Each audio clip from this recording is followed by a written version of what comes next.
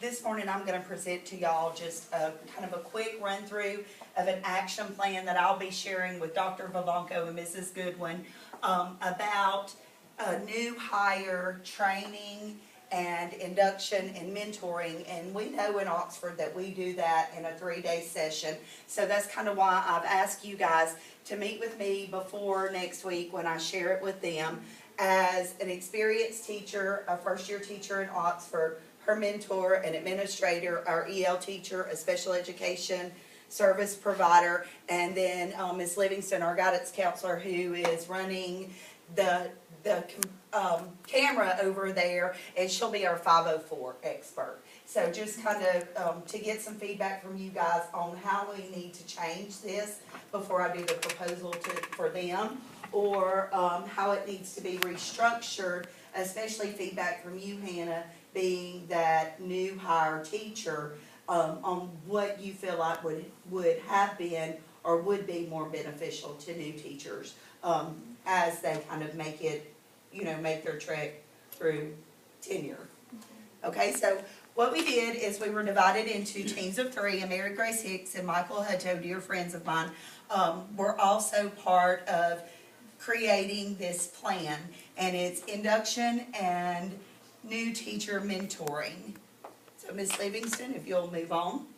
On day 1, of course, of that workshop, there would be things covered like legal and ethical issues, the state educator code of ethics, and other challenges that new teachers face.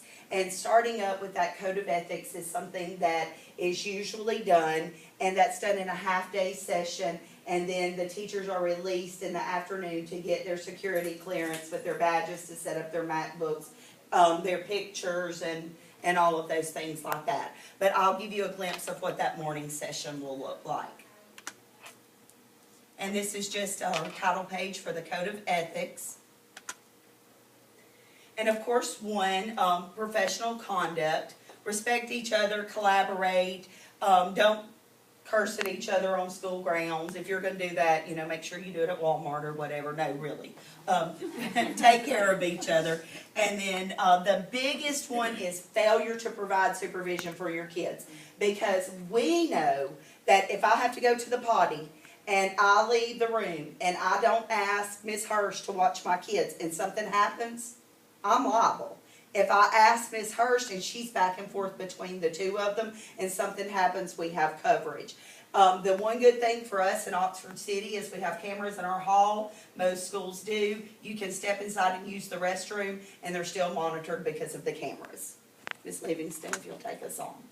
Trustworthiness. Tell the truth. In any situation, it's always best to be honest than to falsify any information or documents. In my past administrative experience, and Mr. Spradley, you can speak to this, sick leave being misused is probably the biggest thing that we see, where people will say, hey, I'm going to take 3 sick days because I'm having surgery, and then you see a Facebook picture of them at the beach. So, their recovery went very well.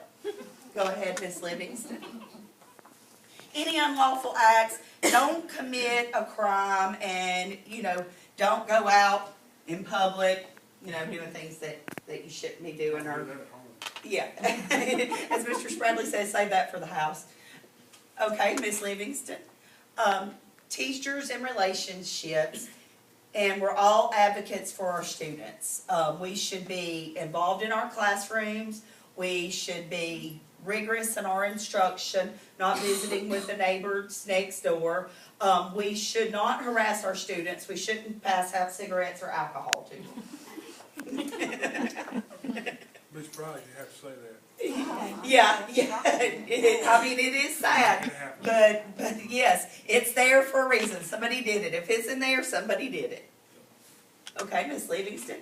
And then, of course, we're all adults. We're all over 21. Tobacco and alcohol is something that's legal for us. You just can't do it on school property. Can't be drunk at work. Can't be smoking cigarettes out behind the fence and in the bushes. So, Spradley, when you go missing, we suspect we know where you are. Okay, then finally, the sixth code is public funds and property. If you buy supplies for your classroom, those are for your classroom. They are not for you to take home and to use. If you buy a printer for your classroom using school funds, it is supposed to stay in that classroom, even if you leave that classroom and are moved to another one. And in Oxford, they usually put that little sticker on there that it was bought with school funds, and that it's coded to a room number. And if you're gonna move it, then you have to let Mr. Spradley know, so when he does our technology inventory at the end of the year, he's able to adjust that to what room it is now in and keep track of it. Ms. Livingston, if you'll go ahead to 7. And then, of course, you don't go and solicit funds from groups or organizations illegally. You don't accept gifts from vendors and things like that, from parents more than, I think it's what, $25, because that can be considered, bribery for their student or whatever. So just be careful. And one thing that a lot of new teachers do not realize, especially when they come to a campus like ours and they see teachers like Ms. Hurst doing tutoring in the afternoons. Well, they want to offer that tutoring too, but they want to do it for a fee because our time is worth the money. You cannot do that on school grounds. If you are receiving funds for that, that has to be done out of your home or another facility. It cannot be done on public school property. And then confidentiality. Of course, we don't go out talking about little Johnny in public. Little Johnny is a student of mine, a student of Miss Hurst. We cannot go share little Johnny's story with Miss Calvert because Miss Calvert does not have a direct impact on his instruction daily. Little Johnny's special ed provider, our guidance counselor, his EL provider, Mr. Spradley, we could share with because we all have a part in that student's education, but we cannot go and talk to other students or talk about other students that we do not directly impact on a daily basis. And then number 9, if you just refuse to perform your duties, or if you just one day walk out and leave your job, that's unethical, and you're going to be fired, and you could have your certification revoked for that. The next piece is pretty long, day 2. It's all about special education, so we're just going to hit the high points on it. So Ms. Livingston, if you'll go through it relatively quickly. Technology in the classroom, as you can see, Oxford, we're one-to-one devices. These are instructional tools. They're not to be used, for games. We do have that appropriate use policy for our students, and an Internet Protection Act is in place for us. That gives us some security, and that's why our students have to do that digital citizenship piece and the internet safety piece at the beginning of the school year. Go ahead, Ms. Livingston. And this just goes on more about our technology policy and internet protection. And then our guidelines, only legally owned software by the school system. Be careful of what your students are doing. Monitor and make sure it is appropriate for school and professional. And this doesn't just pertain to students, this is also teacher use. So if you are looking up male models instead of writing your IEP, then, we're going to look down on you, Miss Taylor. Okay, Ms. Livingston, if you will go ahead. This is the next one, sorry. Okay, and this is just the same thing. Our technology users will comply with our district policies and rules. We will only use networks and technology in ways that have been approved, and we will obey our district, state, and national copyright laws. That is the big thing for our students, teachers, is making sure that we are teaching them those copyright laws, because they just want to go grab an image or a song clip or something like that, and we have to make sure that they're using it in the appropriate way and know the ways to get permission to do that. Okay?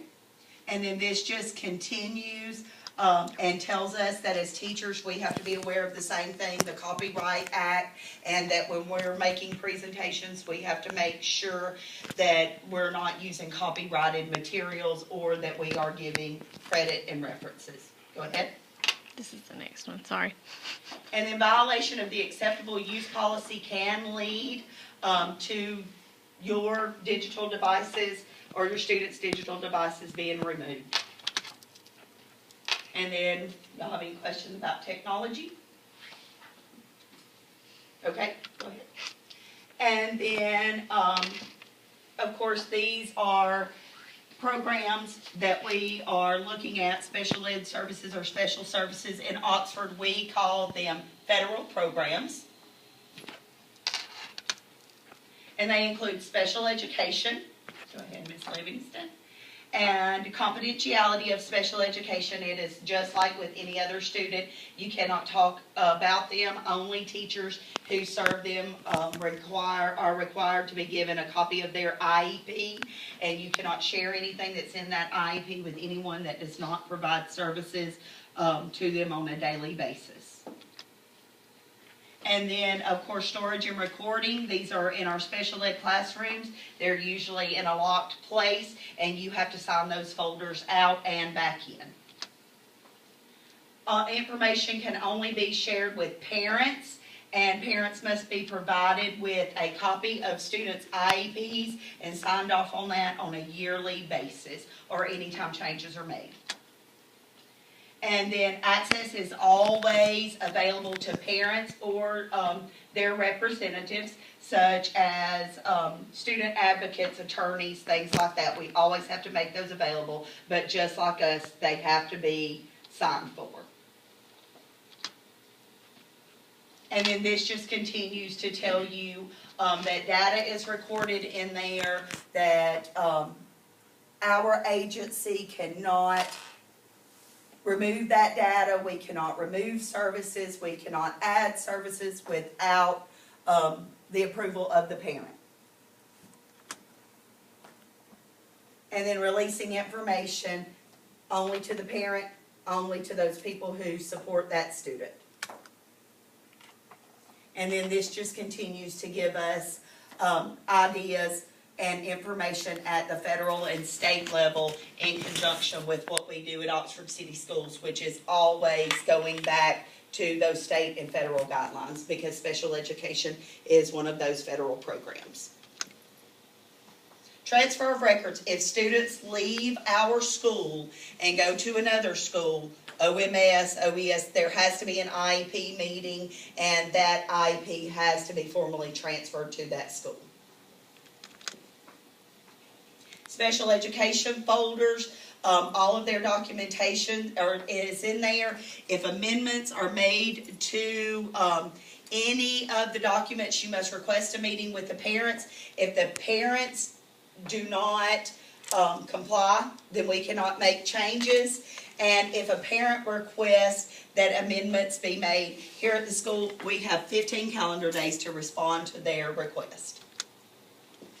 And then just hearings to request amendments. This is what I said earlier. If parents do not comply with our request, we cannot go ahead and make those changes.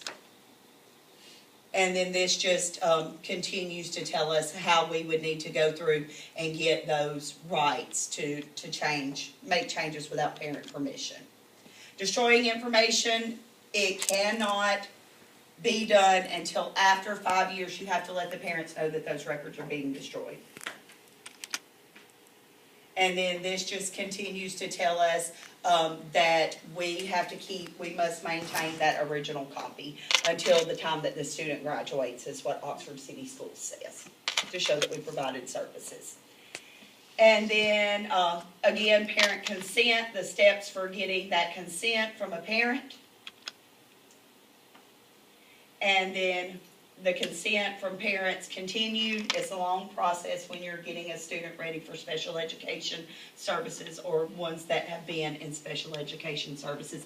It tells us that there must be at least 2 attempts made to get started if you send a letter home with little Johnny and it doesn't come back signed, you send another one. If it doesn't come back signed, you mail it.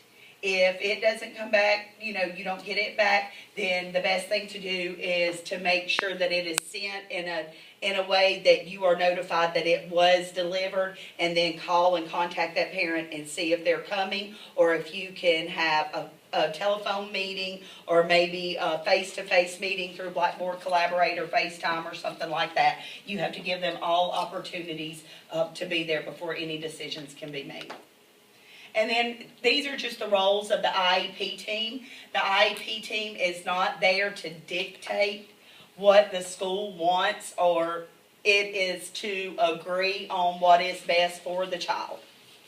And Ms. Livingston, these ones for IEP teams, you can kind of go through, because this is day 2. This would be a full day for new teachers.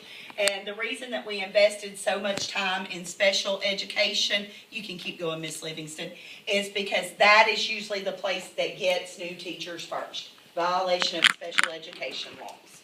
Okay, our English language learners, one thing that you must know as far as special education, gifted, EL services, these are all legal binding contracts with these kids.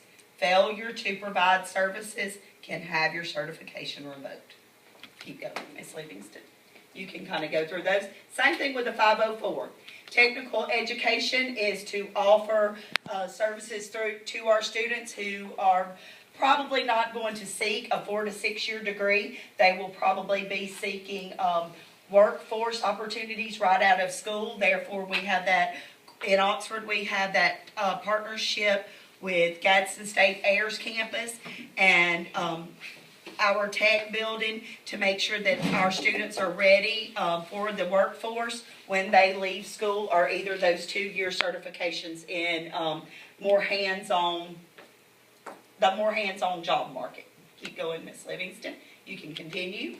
Pre-K education, this is something that is provided for our students. Pre-K education is a special program that is funded through the state of Alabama, and it is for students who are at risk of developmental delay or for being unsuccessful in school, and it has to be given by a highly qualified teacher, services provided by a highly qualified teacher, usually a special education teacher, to make sure that those students' needs are being met and gains are being made. Okay, you can keep going. And then day 3, this is the teacher induction, workshops, teacher mentoring program, and recording sessions for these. There is a difference between teacher induction and teacher mentoring. Induction is done at the district level, and it's kind of that formal 3-day in-service workshop. Mentoring is more personal, and it's done at the school level, and it's to build partnerships and community. Go ahead, Ms. Livingston.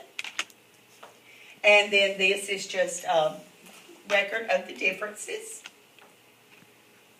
And then, of course, new teacher induction is usually 1 to 3 days workshop. It involves new teachers, principals, district level administrators, and superintendents, and they go over policies, expectations, procedures, and legal information like we did today. And then it can be continued through in 1 to 3 day in-service workshops over those in-service days the first year. 1 to 3 days in-service workshops for year 1 and 2 during the summer. Afternoon workshops for days 2 and 3, and then observation and feedback after that for by an administrator at the school. And this is what we are proposing as our team, kind of the structure to make sure that that support's ongoing for new teachers at both at the district and the school level, just to make sure that they are getting what they need. And then, of course, gradually releasing those new teachers to be on their own, but also providing support as they need it.